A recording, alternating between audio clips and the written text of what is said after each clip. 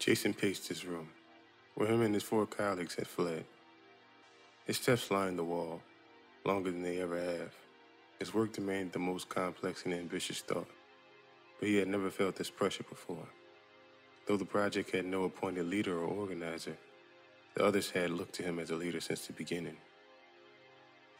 Well, Calvin spoke with a hand to his forehead.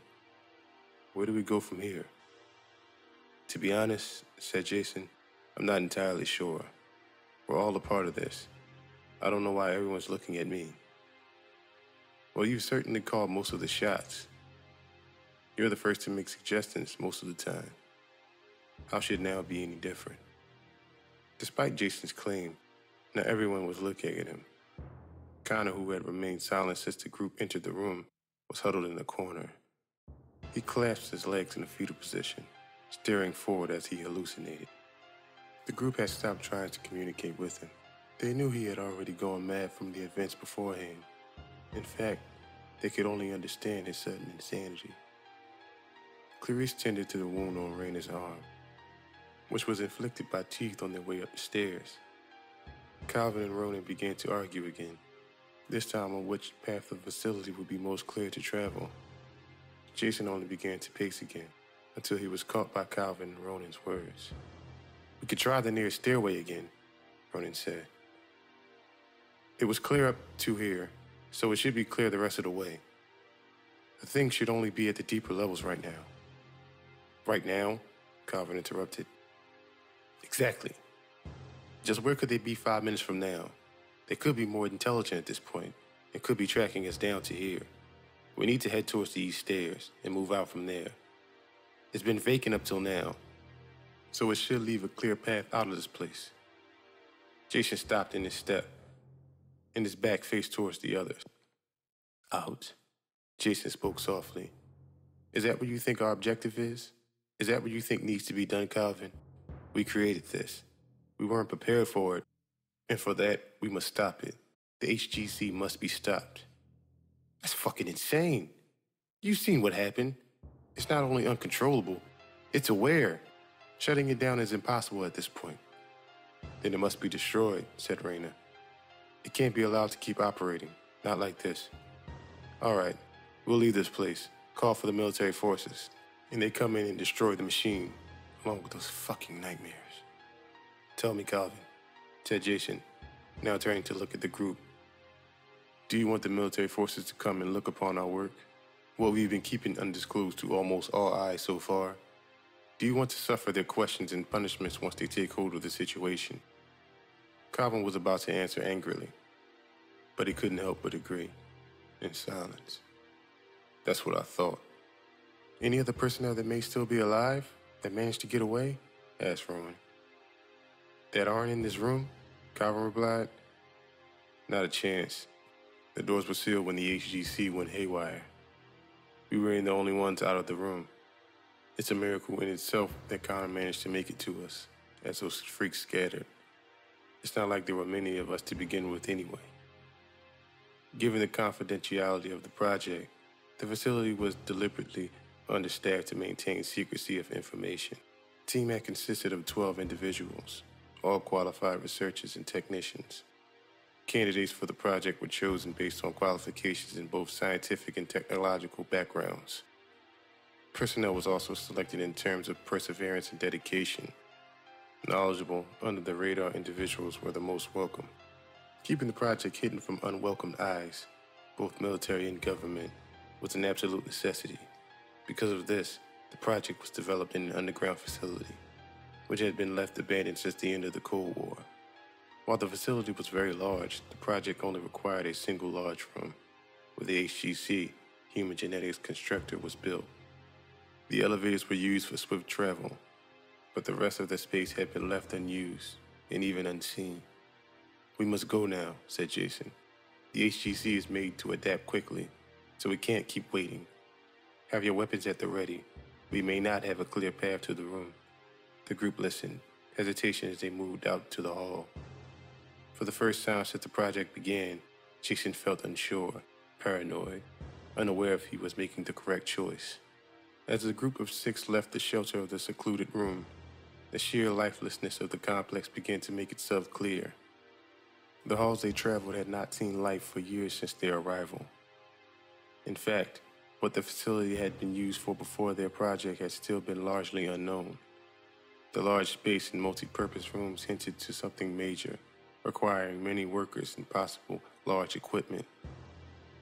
Jason, as usual, took the lead as the group went towards the elevator.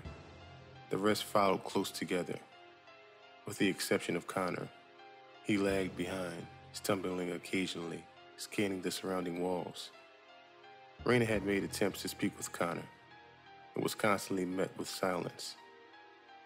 Even as he stepped behind the group, still conscious of movement and sound, he appeared to isolate himself from the remaining researchers.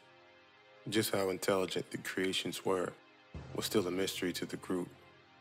Jason couldn't tell if they were capable of going through doors or competent enough to work the elevators. This made him panic as he went further down the hall. To his relief, when they reached the elevator, the space was clear. The trip down to the lab level was silent, with the exception of the grinding elevator shaft. Jason felt for his gun around his belt, while Calvin was already clutching his. Raina's upper arm was injured, but she still seemed able to handle a firearm. The elevator stopped on the lab floor. "Let's try to keep this as simple as possible," said Jason. "We stick together, as there's no point in splitting up. The HGC room is a few halls down. So if we keep pace, we shouldn't..." The elevator opened. Near the end of the hall stood a figure, its back turned to the group. It stepped very slowly and then turned. The lengths of its arms and legs were intimidating. Not impossible, but far above an average human's. It moved forward toward the elevator. Then it began to sprint, sounding a distorted growl. Jason and Calvin both aimed, and they began to fire. Some shots missed, but others hit the creature in random areas. As the shots hit, the creation let out inconsistent, warped screeches that echoed through the hall. No shots fully stopped it until it received a blow to the head, in which it collapsed to the floor. The group, after lingering in the elevator for a few seconds, approached the body. Though its limbs were unusually long, it was the only disturbing feature. Numerous scars were scattered about the body, especially nearing the arms and legs. It was rather frail, leaving its spine very visible. Its fingers were tipped with small, sharpened fingernails, and patches of skin remained incomplete. The creature had two different eyes, a blue and orange. Finally, the mouth had been outfitted with an array of needle-tipped teeth. It was hard for Jason, or any of the researchers for that matter, to believe that these creations were intended to be real humans. The ended purpose of the human genetic constructor had been debated, but its function remained true to the project's goal: to create real, living, and completely accurate humans. The HGC was not a cloning machine or android constructor. Its humans were completely unique to each other, all capable of being programmed with specific skills, physical attributes, and knowledge. When the HGC had finished construction, its first tests were flawless, but none capable of causing the madness that had unfolded. The early subjects had drained senses, stunted limbs, misplaced and dysfunctional organs, the occasional mix-up of male and female features.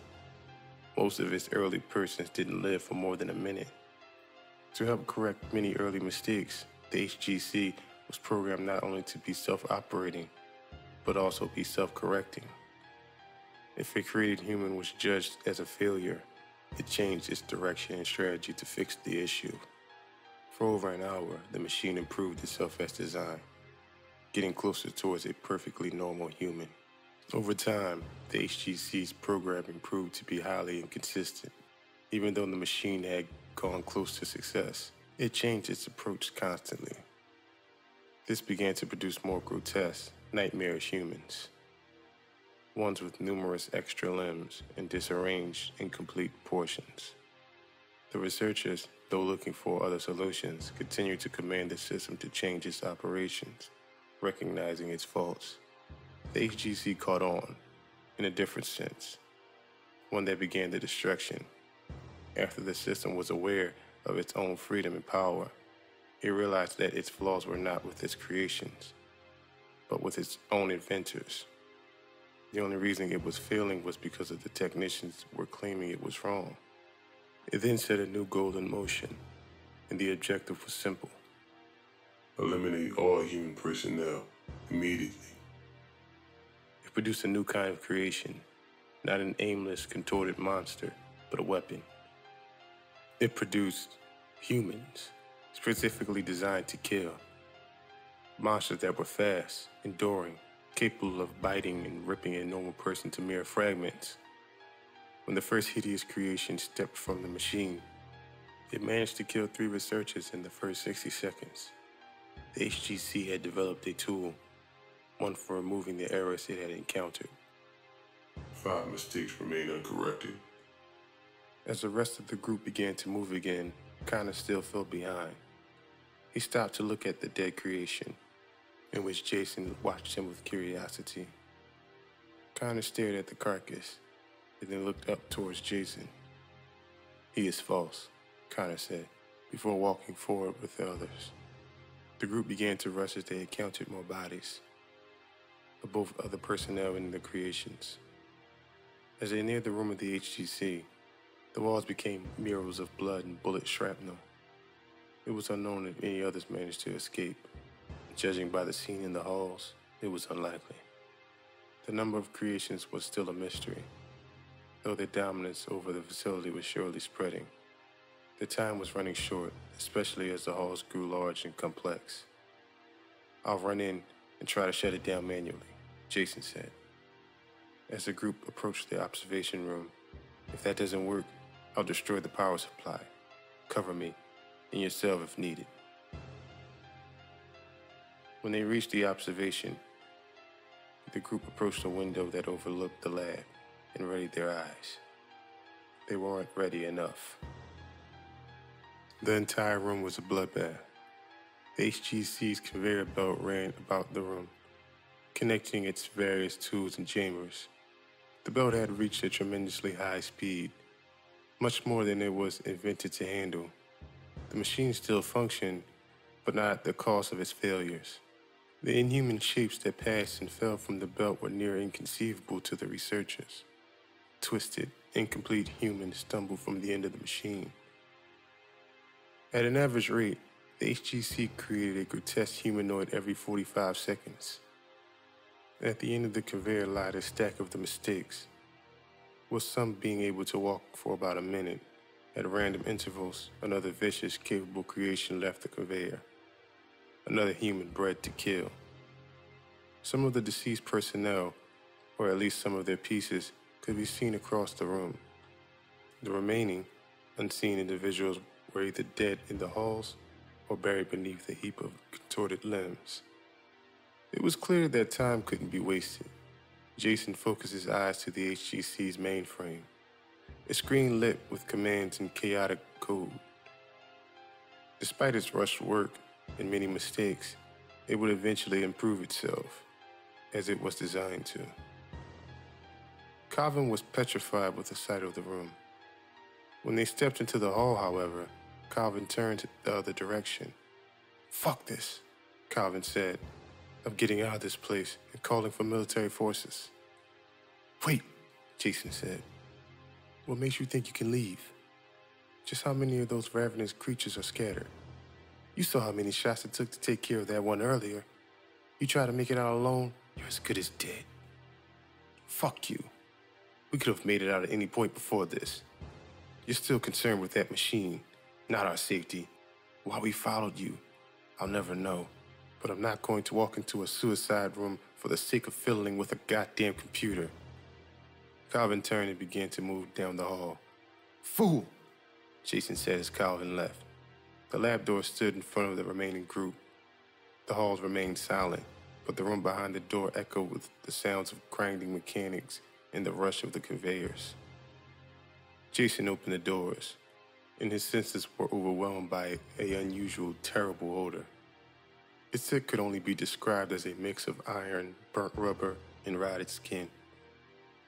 It had been 2 hours since the HGC malfunction, and the bodies had piled up beyond expectation.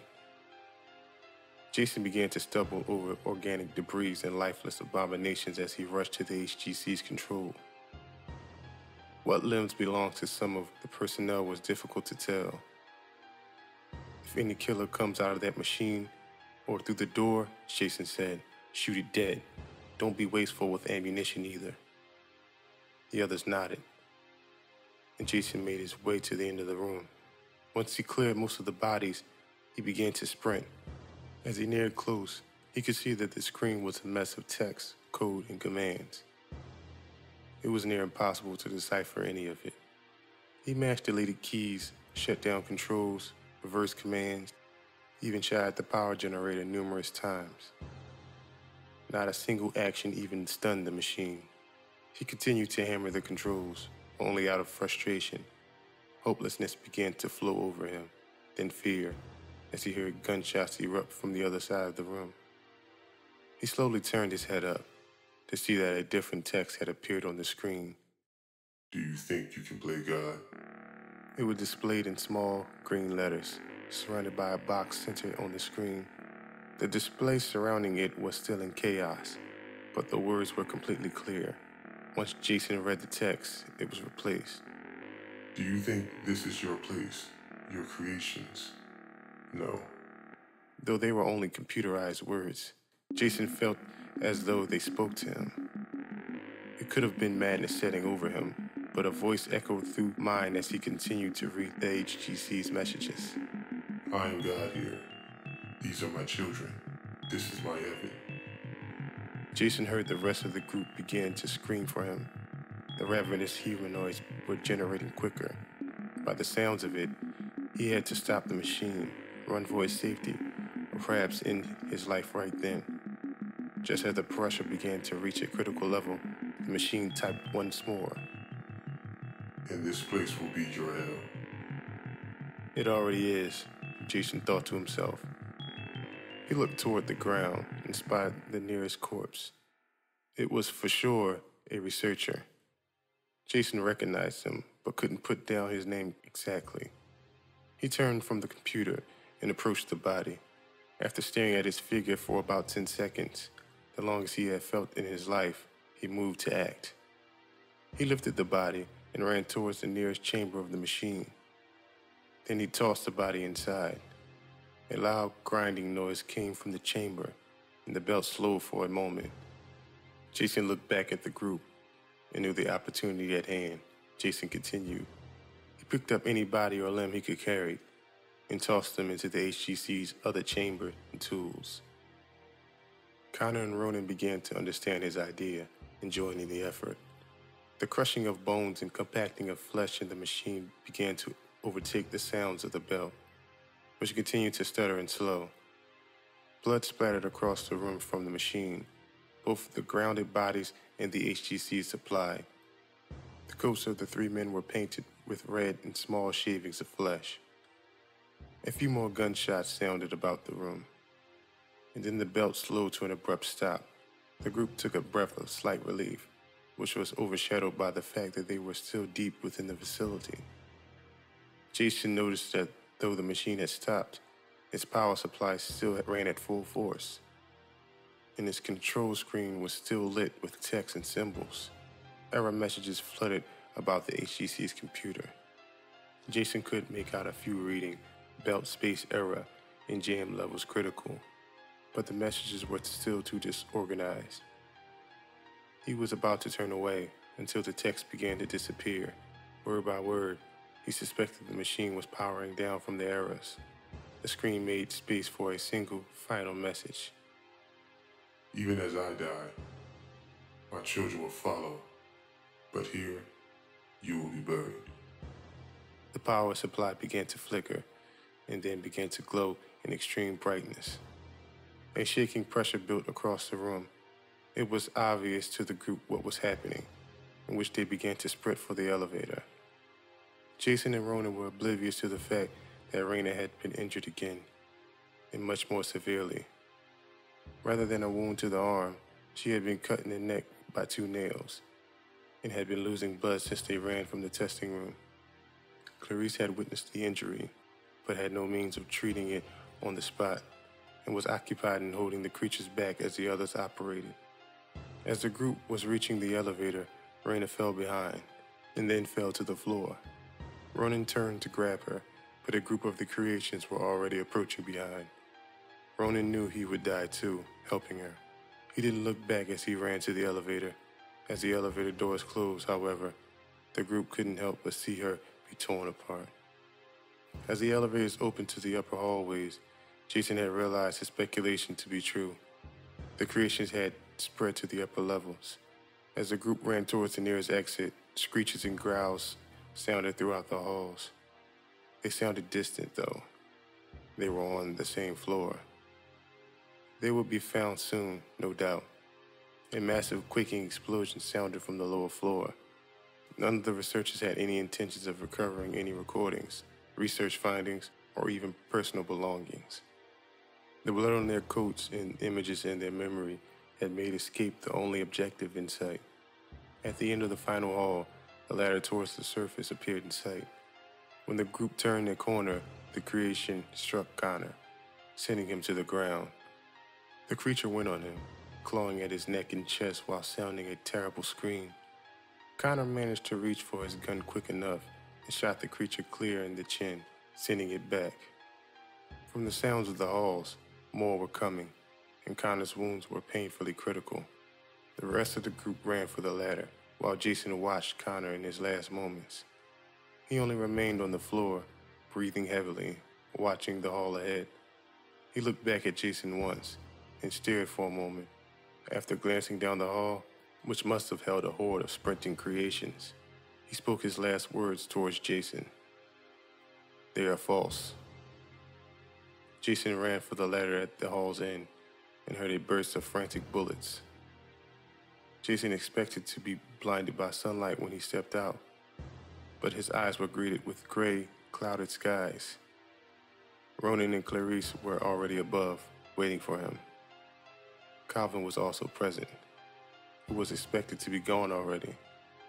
Jason didn't think of it much, as he had to immediately seal the cover to the facility. He placed a steel plate over the manhole and barred it shut. He even grabbed nearby rocks in the field to weigh it down. Soon after the entrance hole was covered, hands could be heard from the opposite side, banging at the cover. The group stood in silence for some time. No one had a clear idea of what to say, even Jason. Jason began to think about Connor and how he was disregarded for his insanity. He may have been the most daring of the group to examine everything so closely. Jason wondered if he should have done the same. He turned away from the facility entrance and looked at Calvin. "Look, I'm sorry I left you, okay?" Calvin said. "I just made it up about a minute ago and heard you coming down the hall. I haven't even tried to contact anyone yet."